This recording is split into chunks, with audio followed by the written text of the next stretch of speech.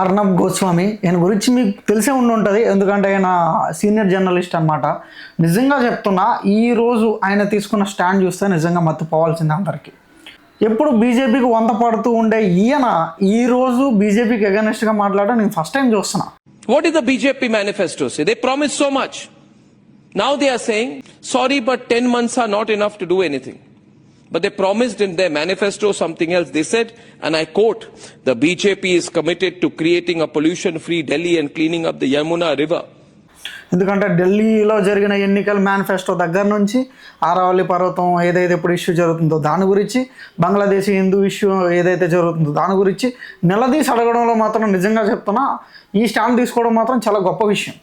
ఎప్పుడూ ఒకరికే వంతపడడం ఎప్పటికీ కుదరదు. ఎందుకంటే ఒక జర్నలిస్ట్గా ఉన్నప్పుడు ఒక స్టేజ్లో ఫండ్ కోసం మనం ఏదైనా చేయొచ్చు, కానీ ఇప్పుడున్న స్టాండ్ ఏదైతే ఉందో ఇది నిజంగా ప్రజల కోసం తీసుకున్నది మాత్రమే. ఈరోజు ఢిల్లీలో అంత కాలుష్యం ఏర్పడుతుంటే ఆరావళి పర్వతాలతో మైనింగ్ చేసుకోమని చెప్పేసి సుప్రీంకోర్టు కూడా అప్రూవల్ ఇచ్చింది. నేను ఆల్రెడీ లాస్ట్ వీడియోలో కూడా చెప్పాను. కానీ ఇలాంటివి చేయడం వల్ల నిజంగా చెప్తున్నా, పెద్ద పెద్ద గవర్నమెంట్లో పడిపోయేది పెద్ద పెద్ద రీజన్స్ వల్ల కాదు, చాలా చిన్న చిన్న రీజన్సే. మనం తీసుకునేది ఈరోజు ఎఫెక్ట్ అవ్వకపోయి ఉండొచ్చు, బట్ వన్ డే వచ్చేసరికి ఖచ్చితంగా ఇది చాలా పెద్ద ఎఫెక్ట్ అవుతుంది. సీరియస్గా చెప్తున్నా, ఎందుకంటే ప్రతి ఒక్కరూ చూస్తూనే ఉన్నాం దేశంలో ఏం జరుగుతుందో.